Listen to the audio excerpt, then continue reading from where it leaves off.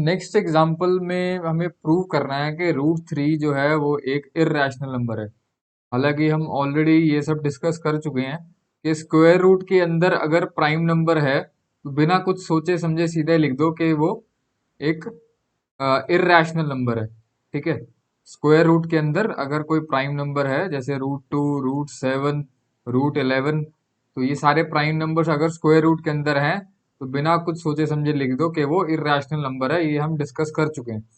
लेकिन अब हमें यहाँ प्रूव करना है। प्रूव करने का मतलब हमें कुछ स्टेप्स लिखने हैं, तभी हमें नंबर मिलेंगे। डायरेक्ट एक लाइन में नहीं लिख सकते हम। ठीक है, तो मैंने लिख दिया टू प्रूव में कि रूट थ्री इज इर्रेशनल। ये प्रूव करना है। ठीक है, अब हम ये अज्यूम कर लेते हैं कि मान लो कि रूट थ्री जो है वो एक रैशनल नंबर है। ठीक है, हालांकि हमें प्रूव करना है कि रूट थ्री एक इर्रेशनल है, तो हम उसका उल्टा प्रूव करके देख लेते हैं। अगर वो हो रहा है तो ठीक है, नहीं तो हम लास्ट में कह देंगे our assumption was wrong so root three is irrational.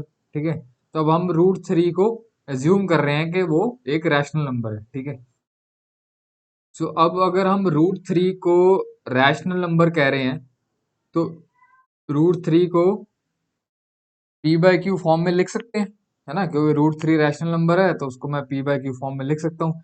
Denominator zero नहीं होना चाहिए, Q should not be equal to zero, तभी वो रैशनल नंबर होगा। नहीं तो something something by zero is not define हो जाएगा, जैसे 3/0 नॉट डिफाइन, या इन्फिनिटी कह लो, या -9/0 कह दो, वो भी नॉट डिफाइन। ठीक है, तो खैर हम तो यहाँ पे पी और क्यू पॉजिटिव इंटीजर ले रहे हैं तो अभी नेगेटिव की बात नहीं करते।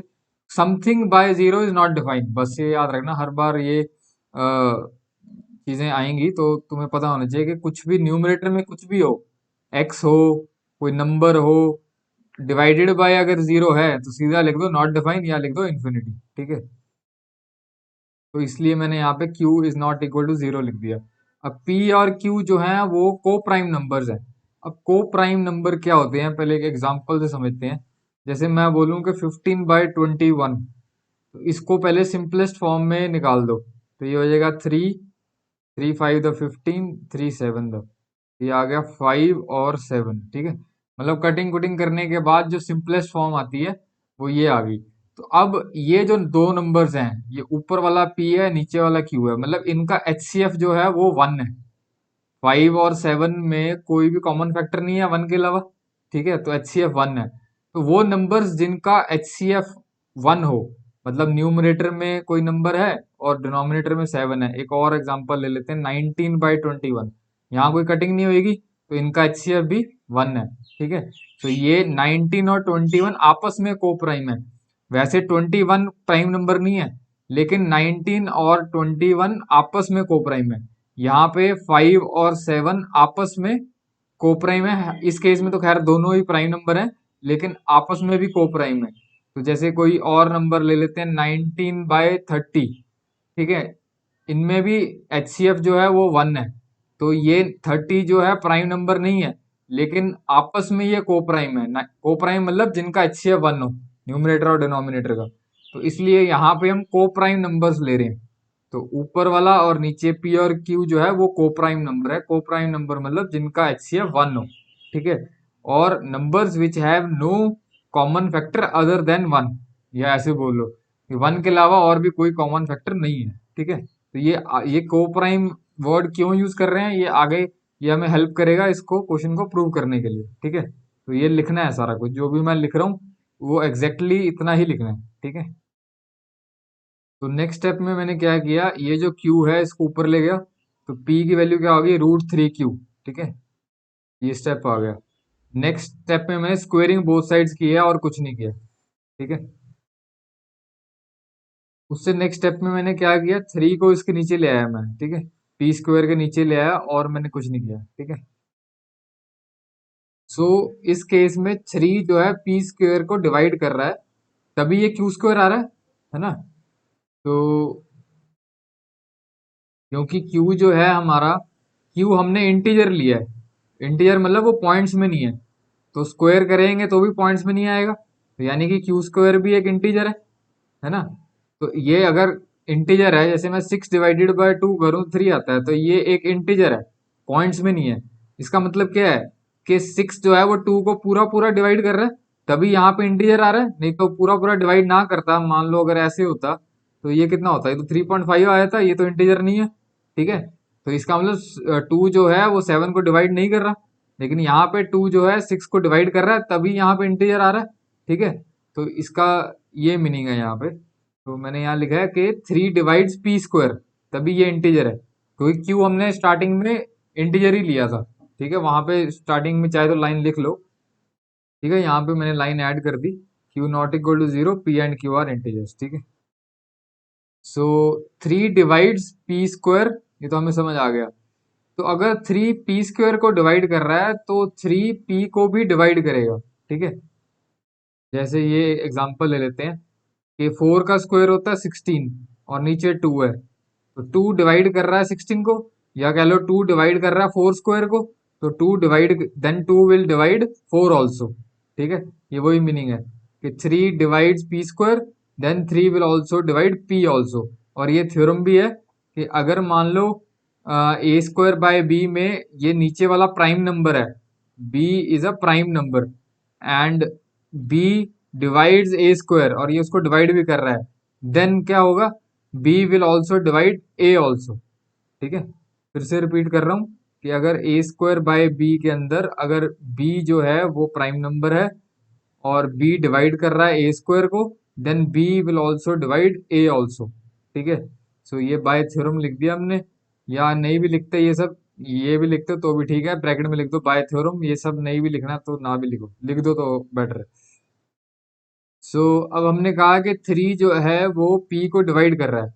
ठीक है, यानी कि डिवाइड कर रहे हैं का क्या मतलब है, 3 जो है वो p को डिवाइड कर रहा है, तो मतलब पूरा पूरा डिवाइड कर रहा है, तो मतलब एक इंटीजर ही आएगा। तो कोई एक और लेटर लिख लिया हमने यहाँ पे, where k is some integer.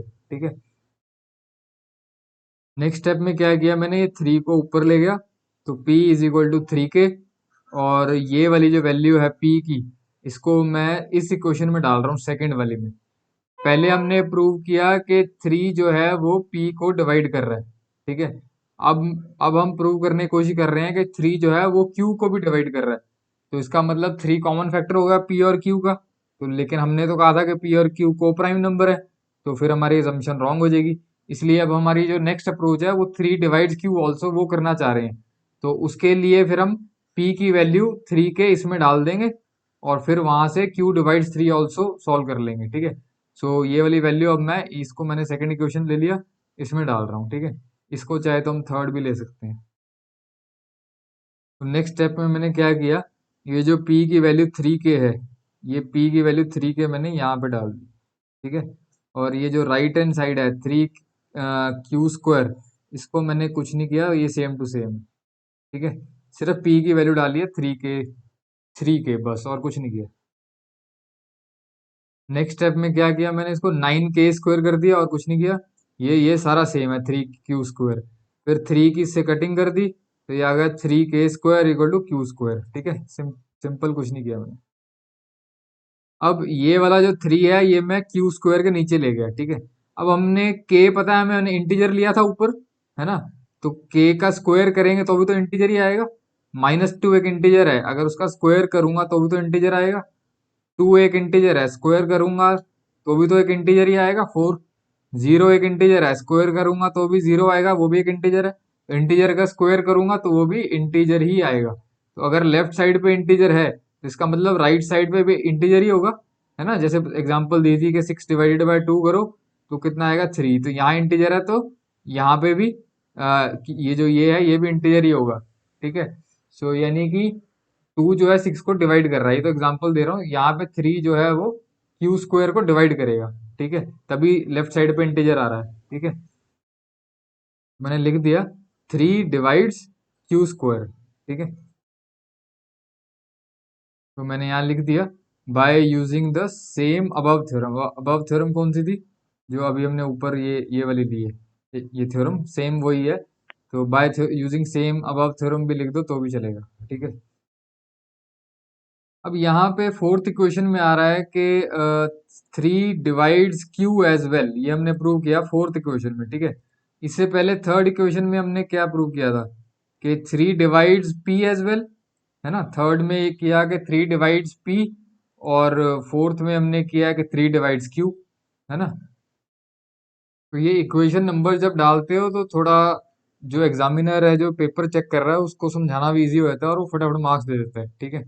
तो यहाँ पे लिख दिया मैंने, from third and fourth equation 3 divides both P and Q, ठीक है।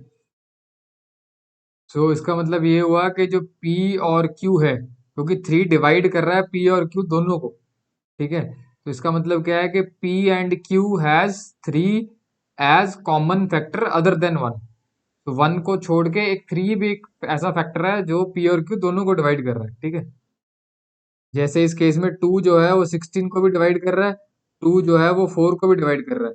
तो इसका मतलब क्या हुआ कि 2 एक कॉमन फैक्टर है 16 और 4 का, ठीक है। या इस एग्जांपल से समझो कि 2 जो है वो 6 को भी डिवाइड कर रहा है, 2 जो है वो 14 को भी डिवाइड कर रहा है। तो 2 जो है वो दोनों का कॉमन फैक्टर हो गया 6 और 14 का, 1 तो है ही है दोनों के। तो लेकिन अगर मैं इसकी कटिंग कर दूं, 2 3 6 2 7 तो 3/7 में HCF जो है वो 1 है, 6/14 में HCF 1 नहीं है, क्योंकि 2 भी एक कॉमन फैक्टर आ रहा है, ठीक है। तो यहाँ पे आ गया P and Q has common factor other than 1। इसका मतलब ये हुआ कि P और Q जो है वो कोप्राइम नंबर नहीं है, ठीक है ना। क्योंकि हमने कहा था कि कोप्राइम वो होते हैं जिनका HCF 1 होता है, जिनका कॉमन फैक्टर सिर्फ 1 होता है।